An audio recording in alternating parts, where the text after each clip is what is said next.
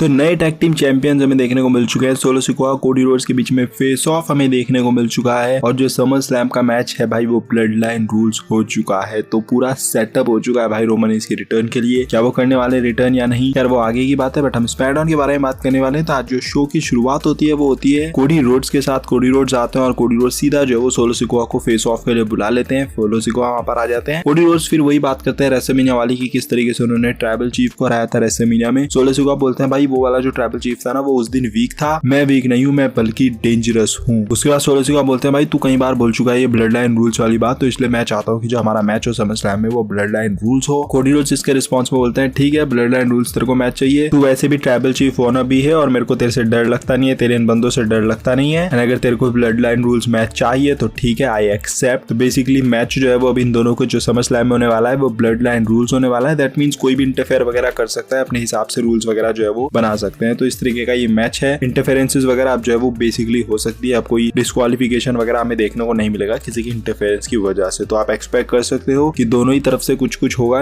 वहां से Randy Orton, उधर से केविन ओवेंस आ रहे हैं, इधर से भी ब्लड लाइन के बंदे आ रहे हैं, फिर रोमन रेंस भी आ सकते हैं, जिमी ऊसो भी आ सकते हैं। तो काफी चीजें जो है वो हो सकती है इस मैच के अंदर। और अब क्योंकि ब्लड लाइन रूल्स ये मैच हो चुका है तो मेरे हिसाब से मिनिमम यही रहेगा। और हाँ रोमन रेंस की रिटर्न आप एक्सपेक्ट तो डेफिनेटली कर सकते हो। बाकी शो की मेन इवेंट में टैग टीम चैंपियनशिप भी जो है वो ब्लड लाइन के पास आ चुकी है। तामा टोंगा और जेकब फातो जीत चुके हैं टैग टीम चैंपियनशिप्स और दोनों बेल्ट जो है वो उन दोनों ने सोलो सिकोआ को दे दी और फिर सोलो सिकोआ उन दोनों बेल्ट के साथ सेलिब्रेट वगैरह कर रहा था। तो बेसिकली ब्लड लाइन को चैंपियनशिप देने का रीजन यही है कि भाई जो अगला मैच होने वाला है इनका समर स्लैम में सोलो सिकोआ कोडी रोड्स का, वहां पर लोग जो है वो ये बिलीव करे कि भाई अब जब एक गोल्ड इनके पास आ गया तो फिर दूसरा गोल्ड भी इनके पास आ ही जाएगा। तो इस तरीके से थोड़ा सा बिलीव दिलाने के लिए ये जो चैंपियनशिप है इनके पास गई है। और दूसरा फिर जेकब फातो का रन भी काफी अच्छा चल रहा था, ब्लड लाइन को थोड़ा और स्ट्रॉन्ग भी दिखाना था। रोमन रेंस के साथ भी इनकी फ्यूड होने वाली, तो इसलिए भी इनको चैंपियनशिप जो है वो देनी थी। तो इसलिए जो टैग टीम चैंपियनशिप्स है वो ब्लड लाइन के पास अब आ चुकी है। इसके अलावा लोगन पॉल और एले नाइट के बीच में भी हमें काफी इंटरेस्टिंग एक सेगमेंट देखने को मिला। पहले तो लोगन पॉल आते हैं अपने होम टाउन में क्लीवलैंड में और रिस्पॉन्स तो उनको वैसा ही मिल रहा होता है, मतलब बू वगैरह कोई खास रिस्पॉन्स उनको मिल नहीं रहा होता है। बट लोगन पॉल अपना वही तारीफें वगैरह कर रहा होता है कि भाई क्लीवलैंड मेरे से इंस्पायर होनी चाहिए, क्लीवलैंड को मैंने यहाँ पर कराया, रिप्रेजेंट किया है। बेसिकली क्लीवलैंड के लिए सारे क्रेडिट वगैरह वो दे रहे होते हैं। और उसके बाद एक वो बड़ा सा बैनर सा लेकर आते हैं कि ठीक है भाई मैंने अपने लिए बैनर बनाया, तुम देखो ये बैनर कैसा है। और जब वो बैनर को वो रिवील करते हैं तो वहां पर यह लिखा होता है उनके फोटो के ऊपर, जिसको देखकर ऑब्वियसली लोगन पॉल जो है वो बिल्कुल भी खुश नहीं होते हैं। एंड देन फिर हमें एले नाइट की एंट्रेंस वहां पर देखने को मिलती है। एले नाइट भी उनकी बेसिकली वैसी झंड वगैरह कर रहे होते हैं कि भाई तेरा ये होम टाउन है, तेरा तू तो यहाँ का है भी नहीं एंड ऑल। एंड उसके बाद वो बोलता है ठीक है मैं तेरे लिए एक और बैनर लेकर आता हूँ। तो वो बैक स्टेज में जाते हैं, वहां पर लोगन पॉल की वो प्राइम वाली गाड़ी खड़ी होती है और उसको लेकर वहां पर से एले नाइट भाग जाता है और भाई लोगन पॉल पूरे तरीके से पिस्ड ऑफ हो जाते हैं इस चीज से। तो इस तरीके से ये सेगमेंट जो है एंड हो चुका है। काफी अच्छा हाइप किया आज इन्होंने शो पर ये मैच एंड मेरे को काफी अच्छा सेगमेंट ये लगा। इसके अलावा अंड्राडे और कार्मेलो हेज के बीच में एक और रीमैच कराया गया जहां पर एक बार फिर से अंड्राडे को जिता दिया गया। लास्ट टाइम भी अंड्राडे जीते थे, तो वैसा कुछ नहीं किया डब्ल्यूडब्ल्यू ने कि दोनों को एक एक विक्ट्री दे दी, इवन स्टीवन कर दिया जैसा डब्ल्यूडब्ल्यू करती है। यहाँ पर एक ही को जीतती है ताकि शायद डब्ल्यूडब्ल्यू इसको और आगे स्ट्रेच करना चाहती है स्टोरी लाइन को। एंड लेट्स सी आगे क्या होता है, क्योंकि इंटरेस्टिंग मैचेस तो ये दोनों दे रहे हैं, रिंग में काफी अच्छे ये दोनों कंपैटिबल हैं। तो लेट्स सी आगे डब्ल्यूडब्ल्यू इस स्टोरी लाइन को आगे ड्रैग कर ही रही है या फिर कुछ और प्लान है उनके पास। बाकी ट्रिफनी स्ट्रैटन को नाया जैक ने एक नया ब्रीफ केस दे दिया है और वो पूरा पिंक सा था। बोलते नहीं है कहावत नहीं है कि भाई अपने पैर पे खुद कुल्हाड़ी मारना, तो यहाँ पर नाया जैक भी कुछ वैसा ही कर रही है। ब्रीफ केस वगैरह उसको रेडी करके दे दिया है। अब ट्रिफनी स्ट्रैटन जो है वो बेसिकली अपना जो ब्रीफ केस है वो कैश इन ही करेगी नाया जैक के ऊपर समर स्लैम में। जिस तरीके से चीजें सेटअप है अब समर स्लैम में करेगी या हो सकता है कि समर स्लैम में ना करे, किसी स्मैकडाउन के शो में आगे चलकर करे, तो वैसा भी डब्ल्यूडब्ल्यू कर सकती है। इसके अलावा शो पर और कुछ खास था नहीं, नॉर्मल चीजें ही थी। एंड अगले हफ्ते अगर रोमन रेंस समर स्लैम में कल वापस आ रहे हैं तो फिर आप कह सकते हो कि अगले हफ्ते से स्मैकडाउन के शोज भी अच्छे जाएंगे। तो लेट्स सी रोमन रेंस आते हैं समर स्लैम में या नहीं। बाकी प्रेडिक्शन वाली वीडियो जो है वो आउट हो चुकी है, तो नहीं देखी होगी तो ये वाली वीडियो है, चेकआउट कर लेना जाकर। सारी चीजें डिस्कस की है, क्या क्या समर स्लैम में एक्सपेक्टेड है, क्या क्या होगा क्या नहीं होगा, तो वीडियो जरूर से जाकर चेकआउट कर लेना। बाकी वीडियो अगर आपको थोड़ी पसंद आएगी तो don't forget to like, comment, smash subscribe करना। मिलते हैं अगली वीडियो के अंदर। Till then love you all and do not give up, just keep fighting.